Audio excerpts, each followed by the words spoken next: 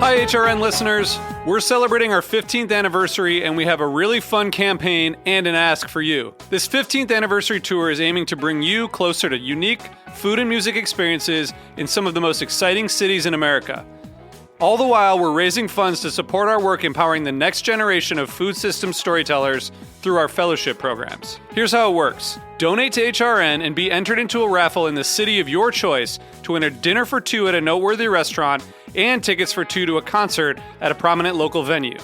We have incredible partners in New York, Los Angeles, Philadelphia, Nashville, Las Vegas, Charleston, Asheville, and Ardmore, Pennsylvania, who have donated a meal for two and two tickets to a concert of the winner's choice. And all donations help fund our fellowship programs, where we're helping to build essential workforce readiness skills and food system storytelling skills. Check out heritageradionetwork.org/15 to donate and enter to win today. That's heritageradionetwork.org/15. Thank you. You're listening to Heritage Radio Network. HRN is food radio supported by you. Learn more at heritageradionetwork.org. Today's program is brought to you by Korin, a supplier of Japanese chef knives and restaurant supplies. For more information, visit Korin.com. Hearst Ranch is a proud sponsor of the Heritage Radio Network. Learn more about Hearst Ranch at HearstRanch.com.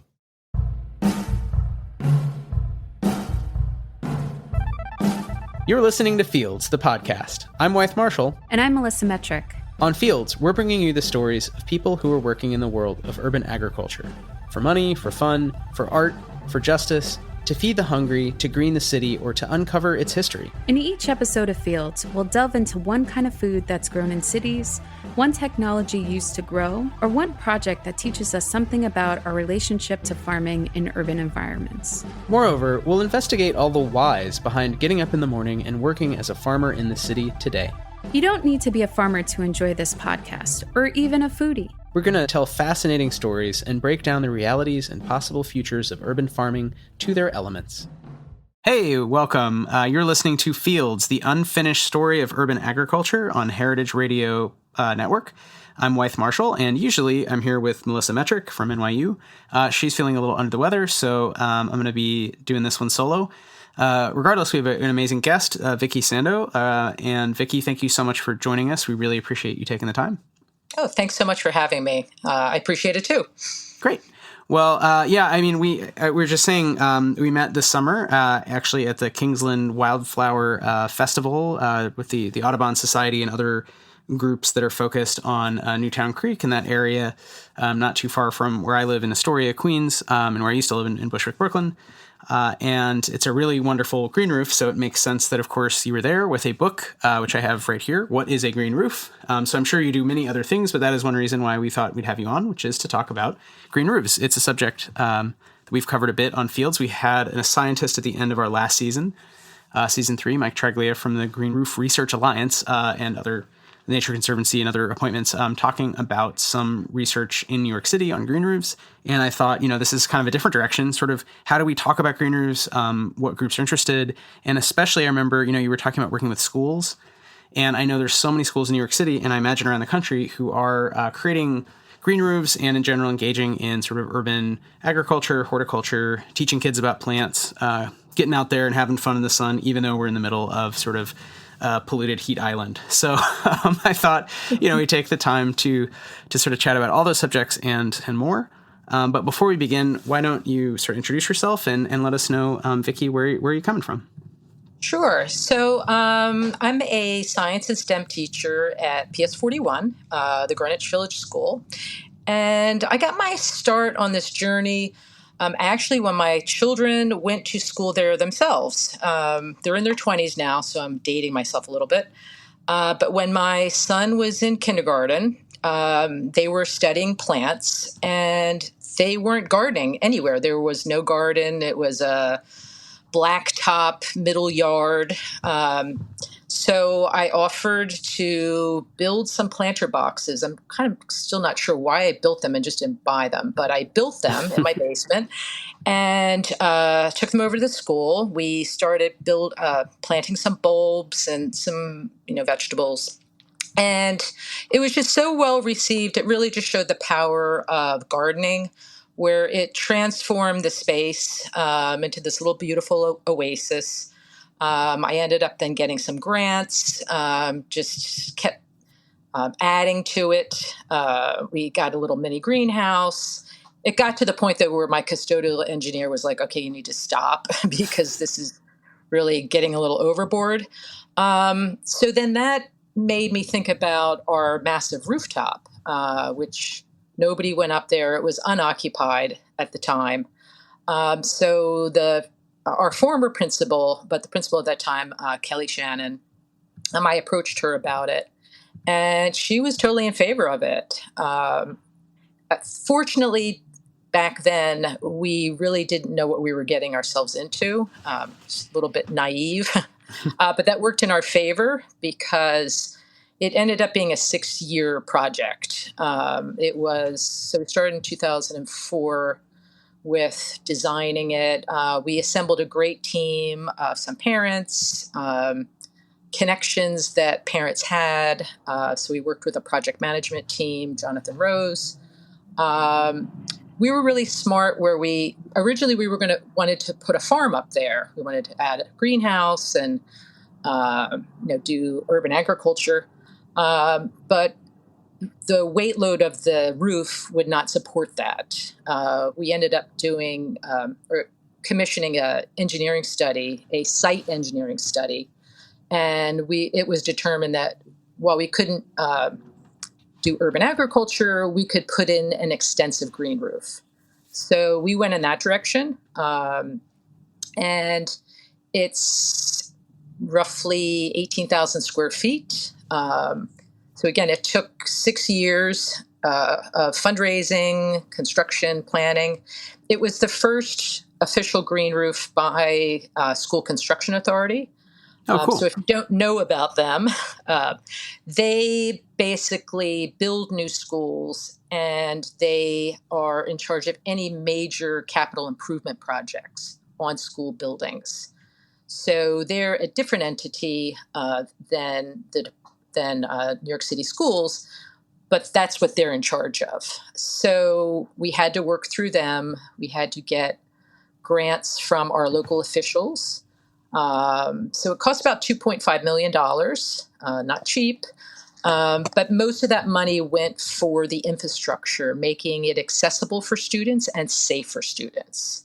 The greening of the roof was the cheapest, if you want to call it that, part of the project. So the rooftop opened in 2012. And it was what was so amazing about it was immediately it was a wildlife habitat. Birds and insects came, and then students just loved going up there. They still do. So we use it more as an outdoor classroom for science. It's a research platform.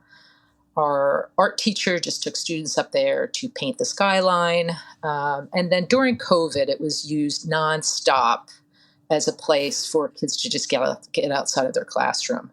I know our counselor takes children up there if they need an emotional break. So it's really used in numerous ways.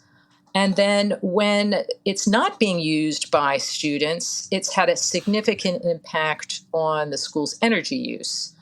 Our energy use, I just checked Portfolio Manager, Energy Star, and I can go in there and see the decline of CO2 emissions, and again, our energy use has gone down significantly. Last year, it was reduced by 25%. That's great. The prior year, so it's really a year behind. So the prior year, it was like 38%. So I just did a presentation at a Green Roof conference, and I was kind of wondering, like, why did it actually seem to go up a bit? And then I realized the 38% drop was during COVID. So that was when there was remote teaching. So students weren't in the building. So that kind of makes sense then, where the school's energy use wasn't as much as it is now. So but besides the energy savings and the CO2 emissions, it reduces stormwater runoff. Green roofs act like a sponge and slow water down during rainstorms. It reduces heat island effect, so plants give off water vapor, so it cools the school down and then the surrounding community. It reduces noise. I mean, there's just multiple benefits that the green roof provides besides being an outdoor classroom. So back to myself. So once my son graduated, I was actually kind of volunteer teaching at the time. So the school created a position for me, and I went and got my master's. So I've been teaching there since 2012.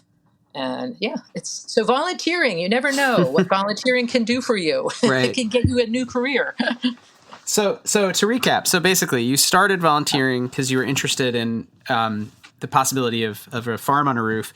And what ended up happening was the 6-year-long project that cost millions of dollars and is extensive. So like a sedum roof, not a farm, but with plants on it. But it led you down this path of learning all about the ins and outs of green roofs and eventually even sort of a new career in teaching, but also, sort of becoming an activist around green roofs. Is that fair to say? Yes. So I would say absolutely. Since our green roof opened, I've tried to help. I don't know how many schools I've given tours for as well. It's a challenging process, to be honest. And schools have come to me looking for guidance. So this kind of led me into, besides my teaching, developing a book, What is a Green Roof, which you had mentioned earlier. And that was really because there was no literature out there, kid-friendly about what green roofs are. People get confused because they think containers on the roof are a green roof, but planters, it's separate. Green roofs are actually planted directly onto the roof membrane with different layers that protect the roof and filter water out. So it's a multi-layer. It's like a sandwich, if you basically think of it that way. Yeah, and it makes sense to help them think about the idea of there are different technologies, basically. There's different options. There's not like one correct thing. You can't treat every roof the same, but that there's a number of options that people could consider when they're building a new building, or in this case, right, there's an existing building and maybe there's options for making it greener, and here are the sort of advantages and costs. So I think that makes a lot of sense to talk about from, an adult perspective, but it's really, I think it's cool that you were then thinking, well, how do we make sure that the kids kind of get it? Were the kids involved with the roof that the first big roof you worked on, or was that sort of, they're coming in after? Like how have the kids, I guess, entered into the project, and what has their reaction been? Yeah. So originally when we designed the roof, we worked with Murphy, Burnham, and Buttrick, architect, and we had a teacher focus group of how to design the roof so it's friendly for teachers and children. We didn't have kids involved in the process because it's an elementary school. Right. I've consulted with some high schools where they're actually involved in the designing of it. But for this project, it was really more teacher-centered of how can you manage a classroom up there? Can we make different areas where kids can work in groups together? So it was really more focused on that. Now, when I talk to other schools, they have other ideas. It really depends on what the school culture is. And then even more importantly, how the school is built. I mean, we have, how many schools are in New York City? I think there's I'm not going to be accurate, but about 1,500 school buildings from every different time period and different type of structure. So it's not only what you would like to put up there, but what that building can support. So I typically tell teachers or school administrators or parents that you might have one idea in mind, but you need to be flexible. Yeah, that makes sense. I just Googled it. Looks like there's or in 1,800 schools, which is a lot, in 1,300 Yeah. buildings, because a lot of buildings now have, a couple smaller schools instead of one big school. So Right. one reason why, in addition to New York having a cosmopolitan and relatively wealthy, tax-paying parent base and all that, there's also just a lot of, as you say, architectural diversity you might think about. And there are a lot of also architects, right? It's also a place where there are a lot of designers. There's people who are interested in these subjects. So it's sort of interesting that it's become a hotbed where schools have become such a hotbed for urban ag activities and thinking about the design of structures.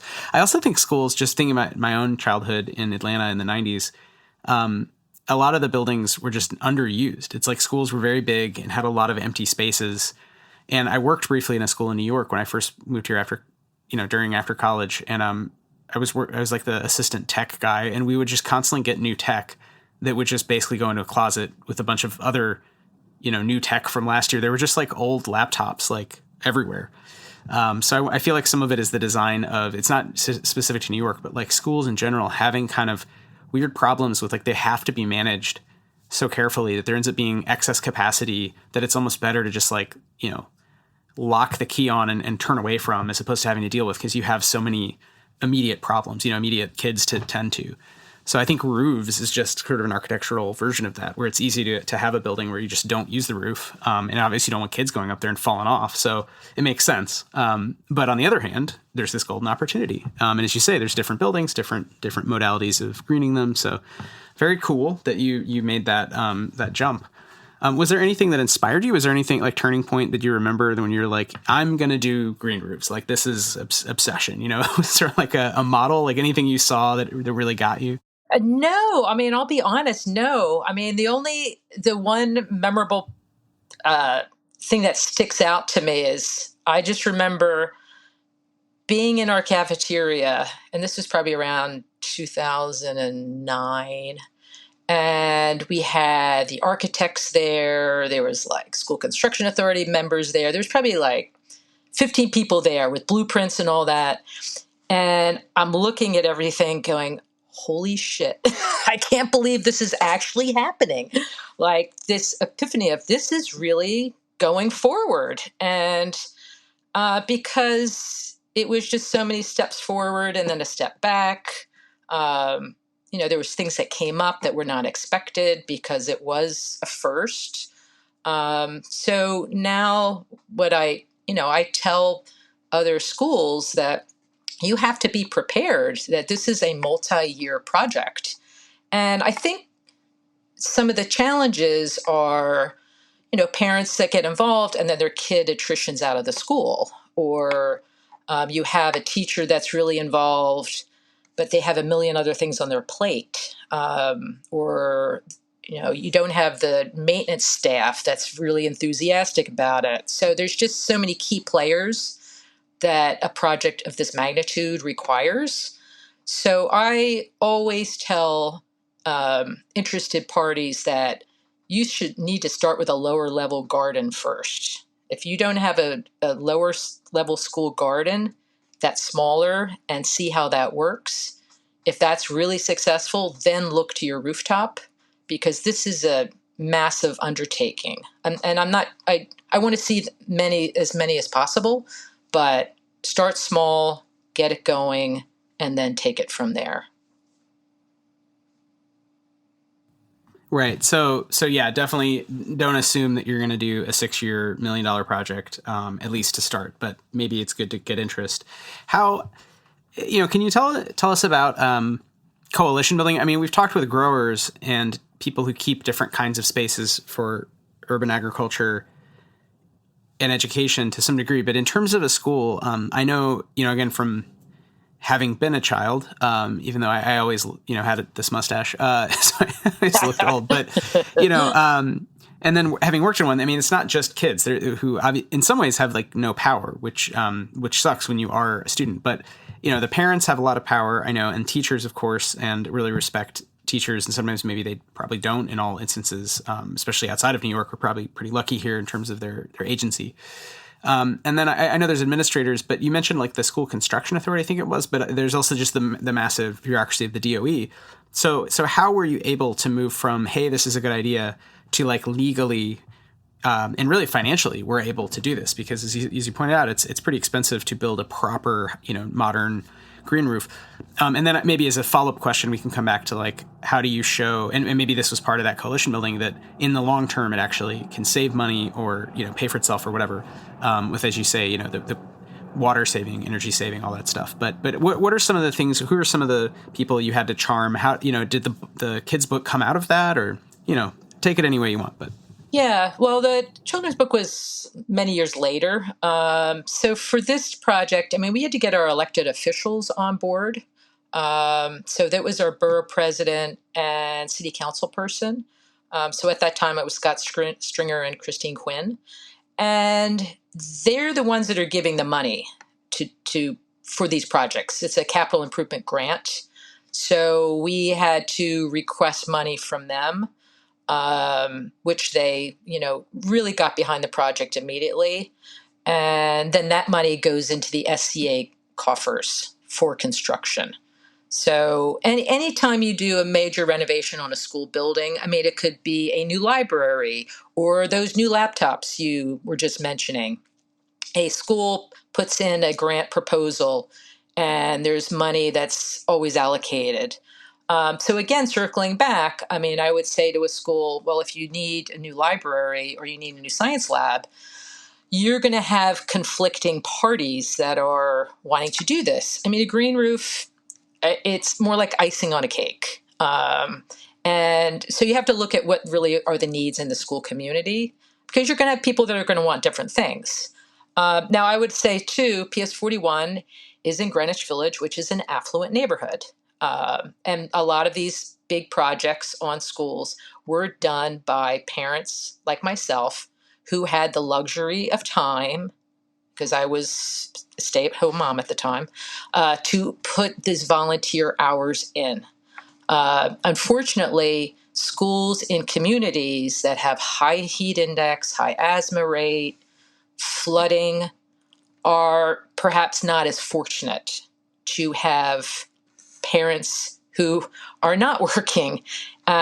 So then we have to really pressure those elected officials in those communities to fund these projects and have school administrators that get behind it. And I've seen it happen. I've been working with a couple schools in Brooklyn who, it's a totally different demographic. And these are teachers that are so passionate about sustainability, and they have administrators that are behind it, and they are trying to put these projects in. So it's less parent-driven. It's more school administrators and staff. So I think as a city, we need to identify schools that could benefit the most from this. I was mentioning that I was just presenting at a conference. It was for Green Roofs for Healthy Cities, and it was actually at Brooklyn Grange. And another one of the presenters from DEP, Melissa Enrock, she said they've identified 10 schools that are really good candidates for green roofs because of flooding in their communities. So they're willing to fund it. They're just trying to get SCA on board to actually install these roofs. And what is SCA, the acronym? I'm sorry, School Construction Authority. Oh, SCA. Got it. Yeah. Excellent. Today's program is brought to you by Korin, a supplier of Japanese chef knives and restaurant supplies. Korin is proud of their Japanese culture and traditions, but they want you to know that their products are not just for Japanese restaurants. Their knives and tableware bring out the best qualities of food from every culture and fit into every restaurant, from French to Pan-Asian to American. And that is why they're located in New York City, where people from every country in the world come to eat. Korin's Tribeca showroom is home to the most extensive collection of Japanese chef knives in the world, including Japan. Stop by to view their exquisitely designed tableware and the rarest natural sharpening stones. They have a whole range of knife services, from repair and rust removal to reshaping and realigning. Korin is dedicated to this ideal, bringing the highest quality Japanese design to your table so you can experience the unparalleled quality of Japanese craftsmanship in your home or restaurant. For more information, visit Korin.com. Hearst Ranch is a proud sponsor of the Heritage Radio Network. The Hearst family has been raising cattle on the rich, sustainable native grasslands of California's Central Coast for over 150 years. Piedra Blanca Rancho in San Simeon is the original Hearst Ranch, founded by George Hearst in 1865. George's son was the famous publisher William Randolph Hearst. In addition to being known for building the iconic Hearst Castle, William was, like his father before him, an avid rancher. In his words, "I would rather spend a month at the ranch than any place in the world." Thanks to one of the largest land conservation easements in California history, a joint effort with the California Rangeland Trust, the American Land Conservancy, and the state of California, the working landscape at Hearst Ranch will be preserved forever. Learn more about Hearst Ranch at HearstRanch.com. I was going to ask, I'm sure you know about Brooklyn Grange and many others, but I'm curious how now, as a professional, you've kind of interacted with different people in the Green Roof, extended cinematic universe. But yeah, that makes sense. So it's like an internal granting program here in New York, at least, and probably functions a little differently in other parts of the country, but probably there are monies at the city or state level, and schools compete for them and for different uses, and probably the different uses within the school compete. So there might be coalitions, advocating for the new library versus the new laptops or whatever. So it makes sense that the Green Roof would have to be explained internally first as one of those possible improvements. And then it might be tied, as you say, to like, what are the best candidates and where are the most urgent cases. So I'm glad that that's a framing that we could use, sort of a climate justice framing. Like, who are the people who have historically not, have lived in areas that are underinvested in, and who could benefit the most from having kind of green infrastructure sooner. So yeah, I'm really glad that you're actively involved. So can you tell us a bit about the book? So you wrote this great book, and it's illustrated, I see, by Z. Lahar. And I was just curious how and when you decided to write a book, why, a children's book, why, illustrated very lushly, and how you went about sort of research and designing this to try to appeal and presumably educate, right? Yeah. So, when I would talk to different people and children, as a teacher, you're always looking for books to read. And I was integrating Green Roof lessons into my curriculum. And there was no children's book out there that really talked about green roofs. There was a couple books that I found that would mention it in passing, more like architecture, books about architecture. But there was nothing specific to it. So I thought, well, why not write one? Again, having no idea how hard it was and how long it took. So I originally, Z is actually a former student at PS41. She graduated with my daughter. She's an amazing illustrator. You can find her on Instagram under Moon Milk is her handle. So I knew immediately that I wanted to work with her. And having a family member who is an author, I knew how challenging it was to find representation and publishing, all that stuff. So I just said, we're going to self-publish it. So we learned how to do it. It's published on Amazon. And it got some really great reviews. The one downside is releasing it 2 weeks before a pandemic is out there. So, it was a bit of a hamper. But the nice thing, since it is self-published, which somebody actually reminded me, I really wasn't thinking about, they just said, well, your book will live on as long as you want it up there. It's not like through a traditional publishing house where they're like, okay, your sales are not good enough, so we're not going to release a third edition. So it lives on there. And ironically, I found the book is actually very helpful for adults, because a lot of adults don't know what green roofs are. So I've given many copies away, whether to legislators or stakeholders or people that are interested, just so the knowledge is out there. And another thing I'm really proud about the book is the green roofs featured are all based in New York City. So it's very I Love New York Green Roofs children's book. Right, and I think that's one reason I think it's interesting, because it doesn't feel dumbed down, as far as children's books goes. It's more like an illustrated guide, just intro guide to green roofs. And yeah, I think there's plenty of other media out there, but a very affordable, appealing, well produced book is something nice you can have and you can use in different settings. So yeah, what was some of the research? Where were some places that you went in addition to the green roof you helped build initially? And or I guess is just a follow on. What are some projects that you've been inspired by since first getting involved? You mentioned Brooklyn Grange. What are some other groups in the city that are doing great work? And have you had a chance to go check out green roofs, in other places around the U.S.? Yeah, so I would highlight definitely the New York Green Roof Researchers Alliance. I'm the education chair of that group, and it's a really amazing consortium of scientists, educators, New York City officials, and they have a website, and it really shows the latest research and data. They help with policy. There's new, local law 97, which requires any new buildings have either solar or green roofs on them, and that was legislation that was really pushed by the Researchers Alliance. So they're really at the forefront of what's going on in New York. And then one of my favorite green roofs is Kingsland Wildflowers, which is out where we met.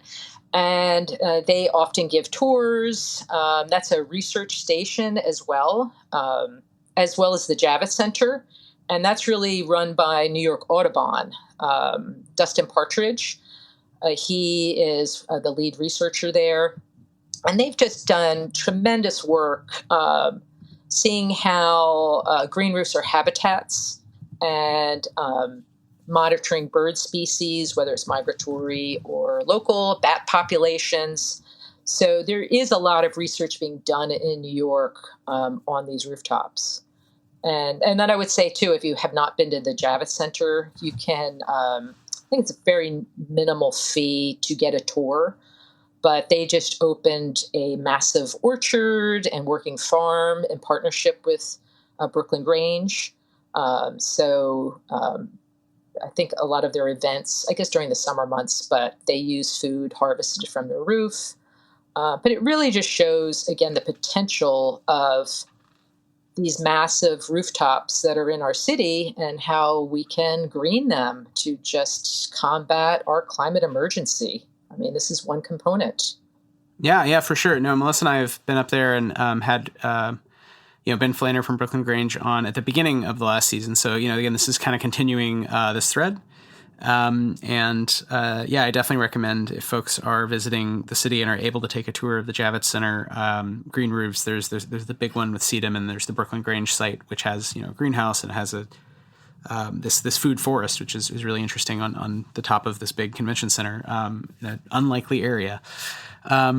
So in terms of climate, what do you think is next? Have you seen, are there good signals either in New York or in other cities for more political support, more maybe businesses like Javits, who want green roofs? Has there been a big uptick? What's the latest news? Anything you can share, either positive or negative, that we should sort of know about, what's going on with green roofs? Well, I mean, I would say Plan YC that came out over the summer really has a significant focus on climate.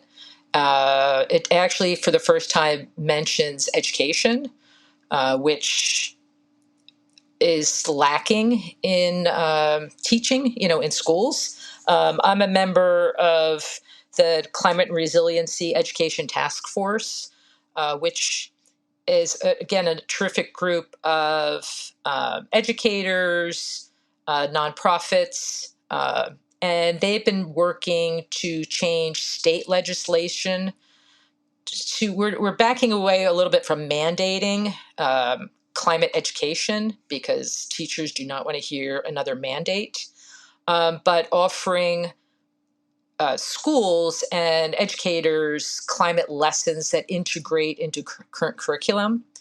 Currently in the United States, children get less than 2 hours a year on specific climate education, which is really appalling. Even though they want it and they're demanding it and they need it.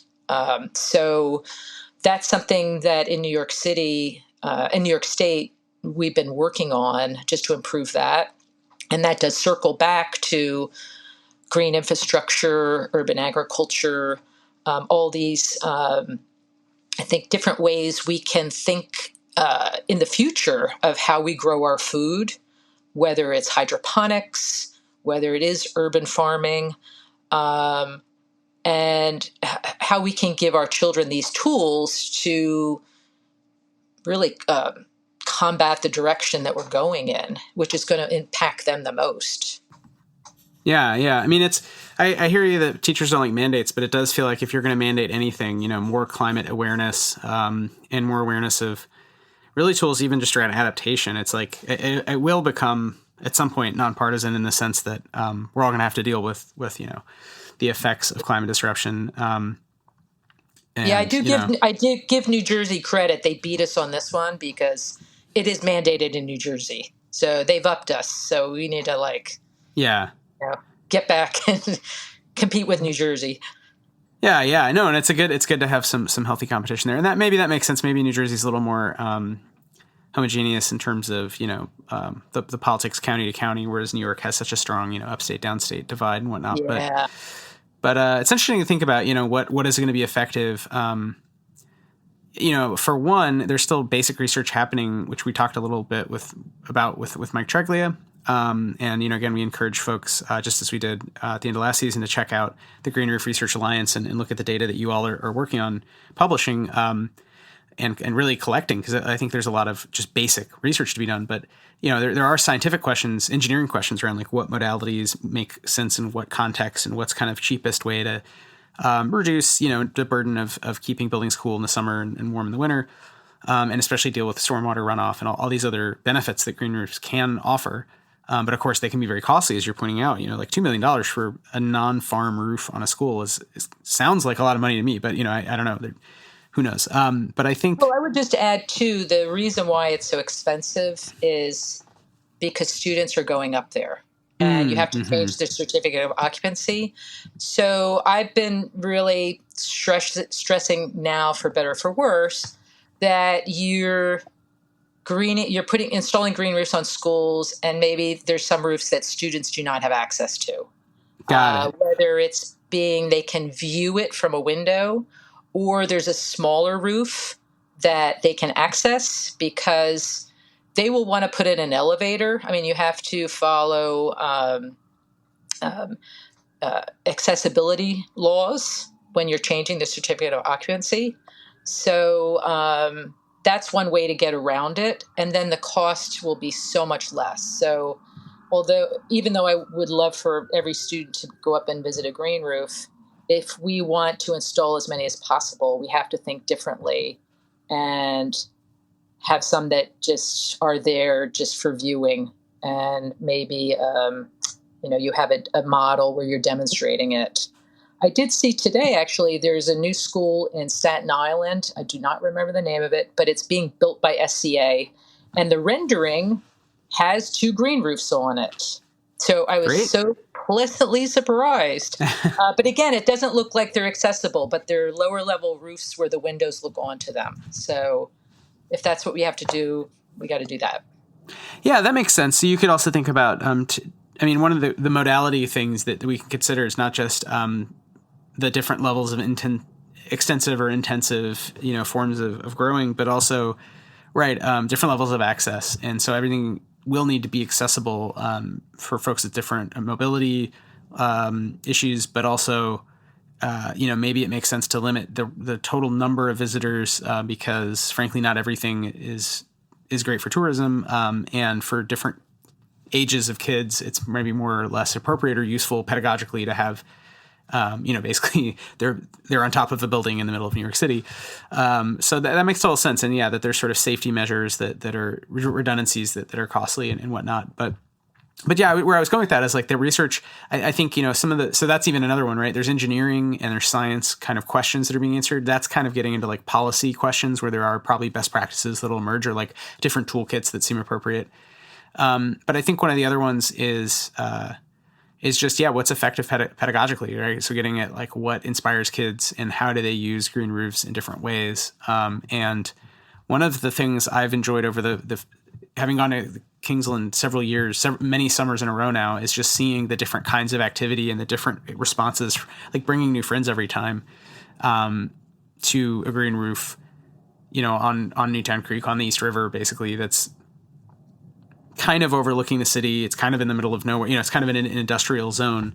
And while it's very beautiful and it's there as a pollinator and bird sanctuary specifically, it isn't immediately apparent sometimes, like when they have a party, like where you're supposed to go or what you're supposed to do. And there's an interesting kind of architectural confusion. I feel like we're very used to, especially in New York where space is very tight, you kind of know what spaces tend to be for. And I always find it interesting that roofs fall into these kind of, these sort of extra, these supernumerary spaces where people don't really know sort of how to comport themselves, even adults, right?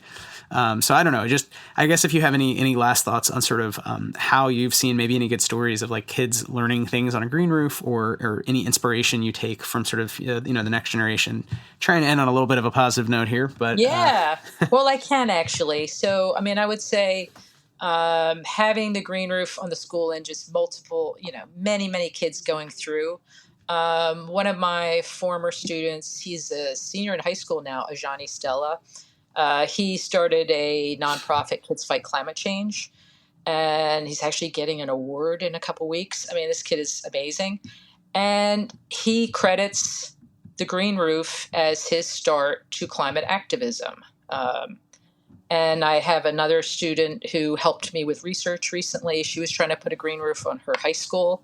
So I think exposing children at a young age to some of these technologies really makes it matter of fact, like, oh, my school had a green roof. What's the big deal? It's amazing up there. So, we're just giving them these opportunities to experience something, and it's just very natural for them. So as they attrition up through middle school, high school, college, it's just part of their DNA. So that's why we need to provide these really for any student, but definitely the youngest students. So they have these opportunities to learn and then take it with them. So they can be the change makers that we need right now. Yeah, that's great. So making spaces where they can not only, experience hopefully horticulture and agriculture in an urban context, but at least, plants and green things. Maybe hopefully they see and understand there's fungi, there's nematodes, there's many linked, things in the ecosystem. But specifically in an urban context, and they can see it integrated into edifices and into the flow of goods and people through a dense metropolis. So it's not sort of, well, that's only something that happens out there in some rural space I never go to or I go to once in a while.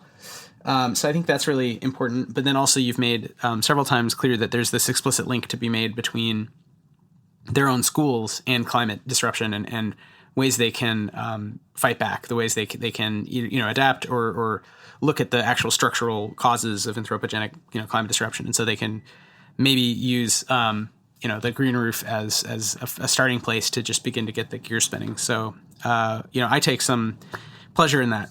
So I think we're gonna have to wrap up really soon. But Vicki, I'm wondering if you have time for just some quick final questions about food and ag that are just kind of for fun that we like to ask. Yeah, bring it on. Okay. Well, I think the one that we always ask, which I'll instead of ending with, I'm going to ask first, is what's the best pizza in New York? Or if you don't want to say best, then what's your favorite go-to slice? All right, so my go-to slice is after I go to the gym, the YMCA on 14th Street. My husband and I usually go to Little Italy Pizza on University between 13th and 14th, and we like it. It's thin crust. They use the semolina on the bottom. It's got like a nice crunch, and it doesn't droop, and it's not greasy. So that's kind of our go-to pizza in the neighborhood. I should probably go there, though, before I go to the gym, not after the gym. But that's another story. Well, you've raised your metabolism or whatever, right? So True. Makes sense. Great. Well, another one is, are you growing anything now? Do you have a garden, a windowsill garden or a community garden or anything like that at home? And if so, what are you growing? What do you like to grow in general? Well, unfortunately I have a little tiny patch in front of my building, but nothing's food related. There's actually a rat that lives in there that I got to get rid of. But at the school, we do have a lower level school garden, and we really focus, which I take care of once again. And we really focus on herbs, basil, tomatoes, things like that, because it's very hard. If you want kids to sample things, you get like one cucumber and like, okay, we're going to cut this in 30 pieces. So when you grow basil, things like mint, you can get more bang for your buck. And then I'm all about native plants. I mean, we have a lot of milkweed on the roof, New York natives. So that's kind of where my real heart is. Yeah, no, we're big fans of native plants. And that makes sense. Yeah, I hadn't thought about it, but right, even if you have a nice big watermelon, it's like less interesting for a kid to get a slice of that as opposed to their own sprig of basil or something. So, again, it's different thinking about the different audiences for sort of doing urban agriculture in various ways. And I guess final question would be, I had something in my head, but I kind of lost it. I guess I'll just leave it to you if you have any final thoughts that you want to leave us with. Anything that I don't know, like the best thing you saw outside in nature this summer. Anything kind of inspiring that we haven't covered that you want to end the show with. Ooh, it's tough. I would say that just creating these green spaces, no matter where they are. I mean, I know that there's this whole movement now for pocket gardens, which I find really cool, where they're just taking really small plots of land and planting as many native species as they can in a really small environment. It's based on a Japanese method of gardening. And they've found, so much wildlife will just come to that little area. And if we're doing that, we're creating these stepping stones for migrating or local species. So, for me, it's just do what you can. I mean, the whole climate emergency is really overwhelming for people, and it's frightening. But I think whatever we can do, whether it's small or something bigger, it's meaningful. And maybe it'll take some of the anxiety that I think we all might share and just feel like you're doing something, even though it's something small.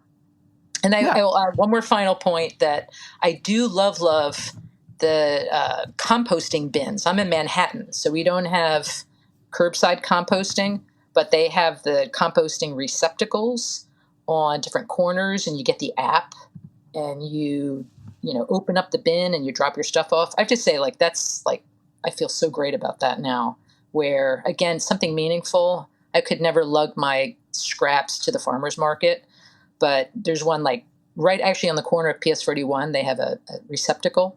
So I save up my stuff in my freezer, I dump it off, and I really feel like I'm doing something positive. Again, even if it's small, I feel like I'm making a little bit of a difference.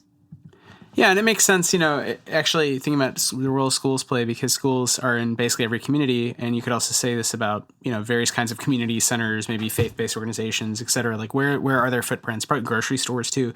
If we had partnerships that could help the city with some of these infrastructural problems of, okay, well, how many trucks do you need going where, how often to pick up how much compost to actually be making a difference and not sort of adding carbon because you're adding more trucks, which has been one of the arguments against the bins for every building. So there's been a fight about how to determine what is the right way to do composting. But it hadn't occurred to me, but maybe integrating, go to the nearest school. There's schools right near us. It's the same as voting, use them for different civic reasons.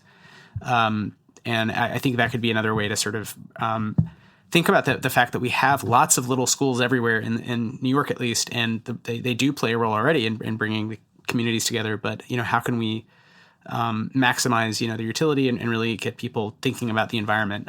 So I think obviously green roofs is only one piece of that, and you're bringing up that there's others like composting. So thanks for that inspiration. Thanks for the idea of, pocket gardening. We should have a whole episode on that. Yeah. And Vicki, definitely be in touch and let us know if you're doing anything else, if there's any cool green roof events coming up that we can plug. And let us know how people can find you. We'll link to it, on our site. And thank you so much for your time. Really appreciate it. Yeah, thank you. It was real a pleasure. And thank you for all you're doing. Hey, thank you. Okay, well, this has been Fields, the unfinished story of urban agriculture on Heritage Radio Network. And thank you all, everyone, for listening. Happy planting. Happy winter.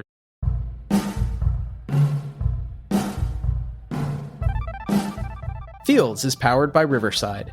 Thanks for listening to Heritage Radio Network, food radio supported by you. For our freshest content, subscribe to our newsletter. Enter your email at the bottom of our website, heritageradio.org. Connect with us on Instagram and Twitter at heritage_radio. You can also find us at facebook.com/Heritage Radio Network. Heritage Radio Network is a nonprofit organization driving conversations to make the world a better, fairer, more delicious place. And we couldn't do it without support from listeners like you. Want to be a part of the food world's most innovative community? Subscribe to the shows you like, tell your friends, and please join the HRN family by becoming a member. Just click on the beating heart at the top right of our homepage, and thanks for listening.